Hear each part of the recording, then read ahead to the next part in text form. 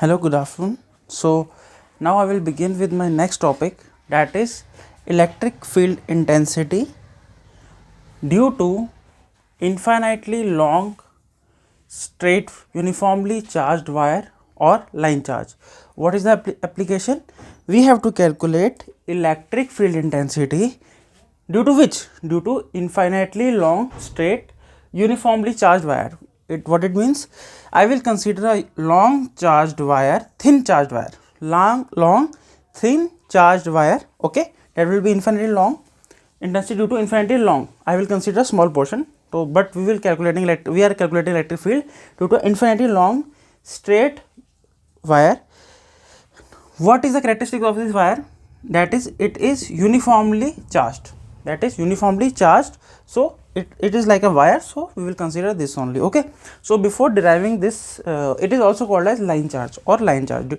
तो ऐसा भी क्वेश्चन आ सकता है, electric field intensity due to a line charge और electric field intensity due to infinity long straight wire uniformly charged wire. ठीक है.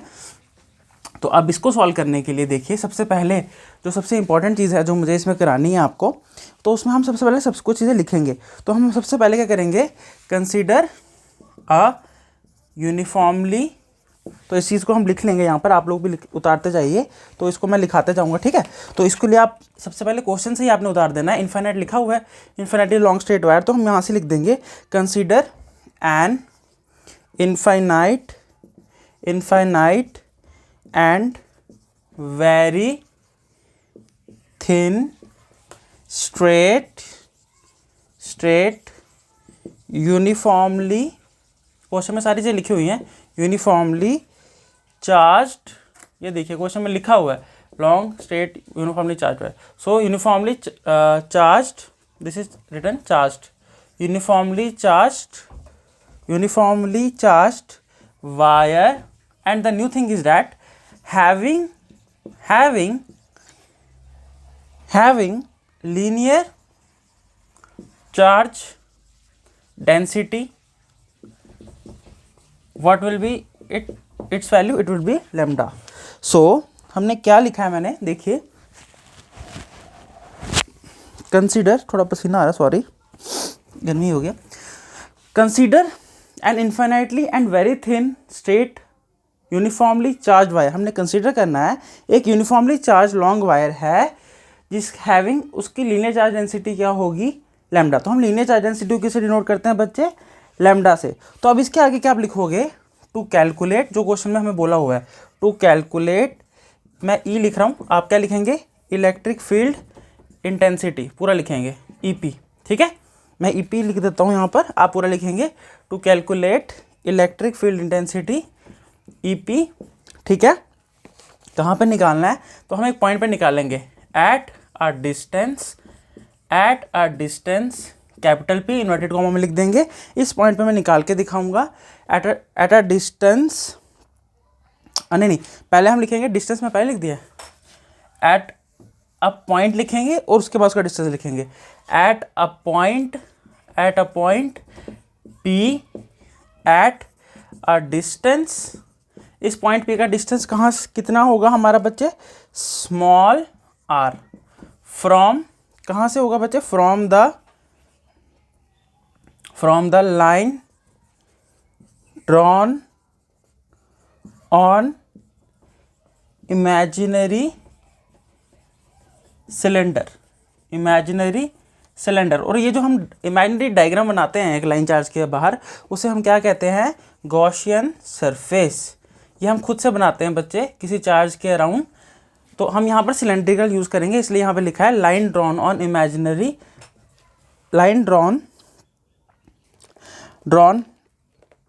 सिलेंडर, और उसको हम क्या नाम देंगे, गॉसियन सरफेस. और उसका सिलेंडर का रेडियस क्या होगा, of radius small r, and length कितनी होगी बच्चे इसकी, स्मॉल एल. लेंथ इसकी क्या लेंगे हम, स्मॉल एल. तो ये लिखने के बाद आपको डायग्राम बनानी पड़ेगी. तो जो मैंने अभी लिखा है वही चीज़ मैं ड्राइंग में बनाऊंगा. तो यहाँ तक लिख लीजिए आप पहले. ठीक है, तो पॉज करके वीडियो को नोट कर लीजिएगा. तो अब इसके बाद देखिए आपने क्या लिखना है, तो मैं डायग्राम बनाऊंगा इसकी.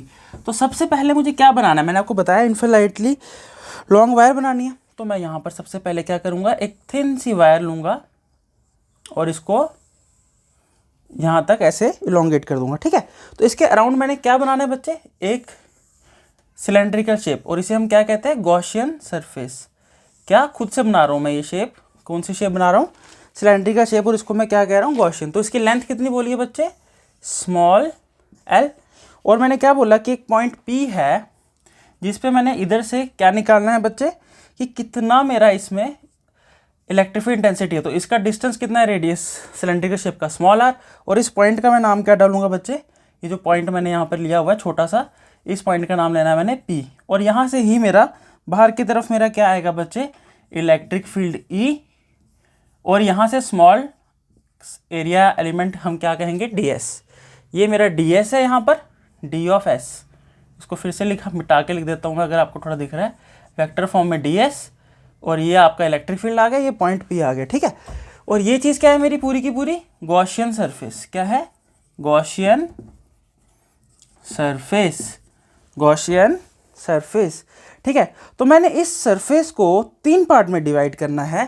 पहला पार्ट मेरा ये आ जाएगा बच्चे, फर्स्ट पार्ट लिख रहा हूँ मैं, नीचे वाला सिमिलरली सेकंड, इसका जो अप है इसे सेकंड पार्ट कहेंगे, और जो कर्व सरफेस एरिया ये टॉप वन को 1 पार्ट, टॉप 2 को अपना फेस भी कह सकते हैं सिलेंड्रिकल, बॉटम फेस जो है उसको 2 पार्ट, सेकंड पार्ट, और इस पूरे वाले को, बाकी वाले को हम क्या पार्ट लेंगे, थर्ड पार्ट।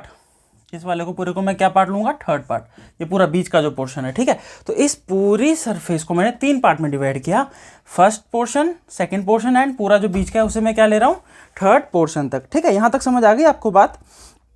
तो मेरे ख्याल से अब यहाँ पर आपने क्या करना है बच्चे, यहाँ पर भी आपने बनाना है करंट एलिमेंट। तो करंट एलिमेंट इलेक्ट्रिक फील्ड ये आ गया, और ds हमेशा क्या होता है, outward to the Gaussian surface, तो इसकी डायरेक्शन क्या आएगी, परपेंडिकुलर आउटवर्ड। वैसे मैं यहाँ पर बनाना चाहता हूँ तो इलेक्ट्रिक फील्ड क्या आएगा, परपेंडिकुलर, ये मेरा आ गया E थर्ड सेकंड पोर्शन में भी, और ds क्या होता है हमेशा आउटवर्ड, तो ये ds क्या आ जाएगा, ds वेक्टर फिर से यहाँ से आउटवर्ड की तरफ आएगा। ठीक है, तो ये चीज़ समझ आ गई आपको बच्चे, ये आपकी गॉसियन सरफेस बता रहा है और ये ds वेक्टर बता रहा है। ठीक है, अब इसको हमने ड्राइव करना है, तो ड्राइव करने के लिए मैं क्या लिखूंगा, तो सबसे पहले द चार्ज, आपको दिखा है सबको, तो यहाँ पर क्या आएगा, the charge enclosed by the Gaussian surface. तो जितना चार्ज गॉसियन सरफेस में कितना चार्ज आ रहा है टोटल, तो charge enclosed by the Gaussian surface, तो वो किसके बराबर होगा, चार्ज किससे लेते हैं हम, Q से, तो ये किसके बराबर होता है बच्चे, lambda by L. Basically formula होता है बच्चे हमारा लीनियर चार्ज डेंसिटी, और वो किससे डिनोट करते हैं हम, लैम्डा से, वो होता है Q अपॉन एल, क्योंकि लाइन की बात करें, लेंथ की बात करें तो Q अपॉन एल। ठीक है, तो यहाँ पर से मैं डायरेक्टली इसको लिख रहा हूँ, तो Q किसके बराबर हो जाएगा, अगर मैं निकालना Q किसके बराबर हो जाएगा, ये मल्टीप्लाई हो जाएगा लैम्डा इंटू एल, वही चीज़ मैंने यहाँ की है, Q equal to lambda into L. यहाँ तक मेरे ख्याल से आपको कोई डाउट नहीं होना चाहिए, यहाँ तक क्लियर होना चाहिए। ठीक है, अब हमारी गॉस थ्योरम क्या कहती है, अकॉर्डिंग टू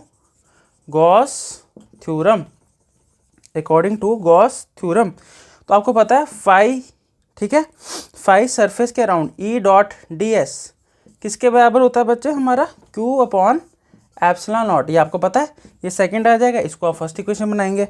तो अब देखिए ये सेकंड इक्वेशन, आपको पता है यहाँ से Q की वैल्यू मिल चुकी है, तो ये Q की वैल्यू मैं यहाँ से प्लेस कर दूंगा, तो पुट 1 इन सेकेंड, तो डालिए क्या बनेगी हमारी इक्वेशन सेकंड, क्या बन जाएगी, phi S E dot D S equal to बच्चे किसके बराबर हो जाएगा, Q की जगह पर यहाँ पर क्या आ जाएगा, lambda of L upon epsilon not. ये इक्वेशन नंबर 3 बन गई। ठीक है, यहाँ तक मेरे हिसाब से समझ आ गई बात आपको। अब इसके बाद मैं इमेजिन करूँगा सिलेंड्रिकल जो मैंने शेप बनाई है, इसके बारे में मैंने लिखना है, तो यहाँ तक आप निकाल दीजिए। इसके बाद जो हमने लिखना है वो मैं बताता हूँ। ठीक है, ये मैं एल यहाँ से मिटा रहा हूँ थोड़ी स्पेस बनाने के लिए, आप लोग बना दी होगी डायग्राम, तो लिख दीजिएगा। अब देखिए हमने क्या करना है बच्चे, तो हम क्या बनाएंगे, मैंने बताया वो गॉसियन सरफेस जो बनाई है, ये जो गॉसियन सरफेस सिलेंड्रिकल है, इसको मैंने 3 पार्ट में डिवाइड करना है, फर्स्ट पार्ट ये टॉप, सेकंड पार्ट ये, और थर्ड वाला जो बीच का है। तो मैं क्या लिखूंगा, the cylindrical Gaussian surface, the cylindrical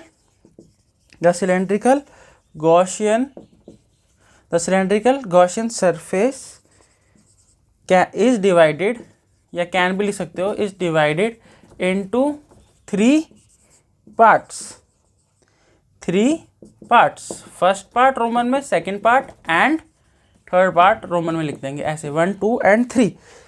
ठीक है, तो जो फर्स्ट एंड सेकंड है, फर्स्ट एंड सेकंड क्या कहेंगे इसको, are top and bottom circular parts, circular face भी कह सकते हो। एंड जो हमारा थर्ड है वो क्या है हमारे बच्चे, थर्ड वाला that is curved surface area, ये वाला, ये यहाँ से सिलेंडर का, तो डैट इज कर्व्ड सरफेस। क्या है सरफेस, वो कर्व्ड सरफेस है। अब हम इन तीनों पोर्शन पे गॉस थ्योरम को लगाएंगे बच्चे। तो गॉस थ्योरम क्या कहेगा, phi E dot S E dot D S, तो ये किसके बराबर होगा बच्चे, फर्स्ट पोर्शन के साथ लगाइए। तो एक सेकेंड सॉरी, तो फर्स्ट क्या लगेगा, सेम सरफेस एरिया, तो यहाँ पर एस कौन सी होगी मेरी फर्स्ट के लिए, first E dot D S plus दूसरी surface second E dot D S और फिर बनेगी third surface 1 2 3 E dot D S, तीनों के लिए फॉर्मूला सेम। अब देखिए बच्चे, दो चीज़ें मैंने बतानी है आपको समझाने के लिए। जो मेरी फर्स्ट सरफेस है और जो मेरी सेकंड सरफेस है, इसमें मेरा ई और डी एस के बीच में एंगल क्या बन रहा है, यहाँ पर 90 डिग्री। क्या बन रहा है, 90। और आपको पता है जब हम डॉट डॉट को तोड़ते हैं तो कॉस आता है, और कॉस 90 क्या होता है मेरा, 0। तो वो चीज़ मैंने लिख के बतानी है कि वो ये वाला कॉम्पोनेंट मेरा और ये वाला कॉम्पोनेंट मेरा 2 1 और 2 0 हो जाएगा, क्योंकि जब मैं इसको तोड़ूंगा तो वो 0 के बराबर होगा। तो मैं क्या लिखूंगा, for surfaces 1 and 2, for surfaces 1 and 2, तो उसमें क्या होगा बच्चे 1 और 2 में, तो मैं लिख सकता हूँ कॉस थीटा किसके बराबर हो जाएगा बच्चे, 90 डिग्री के।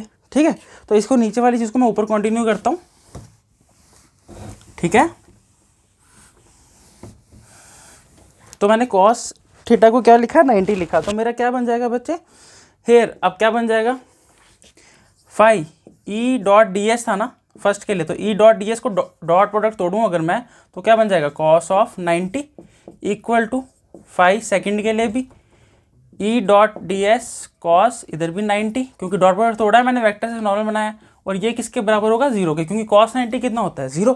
तो यानी कि मेरे पूरे फॉर्मूले में सिर्फ मुझे थर्ड वाली ही चीज़ यूज़ करनी पड़ेगी, फर्स्ट वाली तो मेरी खत्म हो गई। तो देयरफॉर क्या बनेगा अब, therefore first portion second portion 0 हो गया, तो phi of S E dot D S किसके बराबर होगा बच्चे, थर्ड वाला, यानी कि 1 2 3 और यहाँ पर ई डॉट डी एस, और इस केस में डी एस भी स्ट्रेट जा रहा है और इलेक्ट्रिक फील्ड भी सेम जा रहा है, तो वेक्टर को हटाएंगे तो कॉस क्या बन जाएगा, एंगल 0। कॉस 0 क्या होता है, 1, तो ये किसके बराबर आएगा, integration of E dot D S. Integration करने के लिए डी एस की सरफेस की इंटीग्रेशन हो सकती है, ई तो इलेक्ट्रिक फील्ड की तो कर नहीं सकता, तो ये बाहर आ जाएगा, तो ई बाहर आ जाएगा, इंटीग्रेशन ऑफ, है ना बच्चे, इंटीग्रेशन ऑफ कैसे निकालेंगे बच्चे, अब इस वाले केस में कैसे करेंगे बताइए। ठीक है, तो इस वाले केस में जो आपने पीछे सॉल्व किया, तो यहाँ पर आप इसको ई में भी लिख सकते हैं। ठीक है, सिंपल ई डी एस लिखे, क्लोज सरफेस लिखने की जरूरत नहीं है, पहले वाले में आप क्लोज लिखेंगे, इसमें आप सिंपल इंटीग्रेशन लिखेंगे, फर्स्ट इंटीग्रेशन सेकंड। क्लियर है बात, आपको समझ आ गई बात। क्लोज वाला आप लेफ्ट हैंड साइड में आप क्लोज सरफेस लिखेंगे, क्लोज से डिवाइड के, बाकी राइट हैंड साइड में ई dot D S simple integration लिखेंगे। ठीक है, तो बच्चे अब इसमें कैसे करेंगे, अब यहाँ पर सरफेस एरिया क्या बचा, खाली डी एस, और आपको मैं इसे बताता हूँ यहाँ से, हेयर जब हम इंटीग्रेशन करते हैं डी एस की, तो वो किसके बराबर आता है बच्चे, सिलेंड्रिकल शेप है बच्चे, सिलेंड्रिकल शेप में हमारा ये किसके बराबर आता है, बोलिए 2 पाई आर एल के बराबर, किसके बराबर, 2 पाई आर एल के बराबर। तो यहाँ पे वैल्यू पुट कर देते हैं, तो यहाँ पर वैल्यू पुट कर दीजिए बच्चे, तो यहाँ पे तो surface integral of E dot D S किसके बराबर हो जाएगा, आपके पास क्या है, ई बाहर है, ठीक है ना, और यहाँ पर क्या बचा, 2 पाई आर एल, पर ई डॉट डी एस किसके बराबर है, ये आपको पहले निकाला हुआ आपने थर्ड इक्वेशन में, थर्ड इक्वेशन में किसके बराबर आया था बच्चे, तो using third equation number 3, equation number 3 third equation में ये वाली वैल्यू चेंज होगी, तो ये किसके बराबर आया था, ई डॉट डी एस बच्चे, ये आया था बच्चे lambda of L upon epsilon not equal to E upon 2 pi R L के बराबर आया था। तो मुझे वैल्यू क्या निकालनी है क्वेश्चन में आपको, इलेक्ट्रिक फील्ड इंटेंसिटी। तो इलेक्ट्रिक फील्ड को रख दीजिए एक तरफ, बाकी सारा ट्रांसफर, तो इलेक्ट्रिक फील्ड यहाँ ही रहेगा, ये सारा यहाँ चला जाएगा, है ना बच्चे कि नहीं। तो बताइए कुछ डाउट है क्या। 2 पाई आर एल, ओहो ये मल्टीप्लाई में था, मैं नीचे लिख दिया, सॉरी, मल्टीप्लाई में है 2 पाई आर एल, तो ये सारा नीचे जाएगा और ये इलेक्ट्रिक फील्ड, तो इलेक्ट्रिक फील्ड को एक तरफ रखेंगे, बाकी सारा सॉल्व करेंगे। तो इलेक्ट्रिक फील्ड एक तरफ आ गया, ठीक है, इसमें कोई डाउट तो नहीं है आपको। तो ये किसके बराबर होगा, ये नीचे ले जाइए, तो लैम्डा एल ऐसे का ऐसे ही रखिए, epsilon not times 2 pi R L, ठीक है। तो अब यहाँ पर एल एल कट जाएगा, तो क्या आया, ई इक्वल टू किसके बराबर आएगा आपका, lambda upon epsilon not 2 pi R. और ये तो आपका जनरल फॉर्मूला आ गया। और इससे अगर मैं बोलूँ कि ये सारी लैम्डा एप्सिलॉन नॉट 2 पाई सारा कांस्टेंट हो, क्योंकि है जो, तो ई और आर का रिलेशन क्या हो गया, इन्वर्सली प्रोपोर्शनल। तो इससे क्या समझ आता है कि जब electric field intensity due to straight long wire हो और उस केस में इलेक्ट्रिक फील्ड को अगर डबल कर दूँ तो ये क्या हो जाएगा, आर क्या हो जाएगा 1/2, ये इन्वर्सली प्रोपोर्शनल है। इसको 3 टाइम कर दूँ तो 1/3 हो जाएगा, और रेडियस को डबल कर दूँ तो ये हाफ हो जाएगा, क्योंकि इन्वर्सली प्रोपोर्शनल है, ठीक है। तो this is a required relation for electric field intensity due to infinitely long straight uniformly charge wire on और लाइन चार्ज। तो आई होप आपको ये चीज़ समझ आ गई है, ठीक है। तो ये आपका ये वाला टॉपिक फर्स्ट एप्लीकेशन इसमें ख़त्म हो जाती है। समझ आ गई, अगर नहीं आई है तो प्लीज़ पूछिएगा। वैसे तो आप लोगों ने कभी भी कोई डाउट आप लोगों को आता नहीं है, पर फिर भी अगर आया तो प्लीज़ पूछिएगा, ठीक है। Okay, thank you.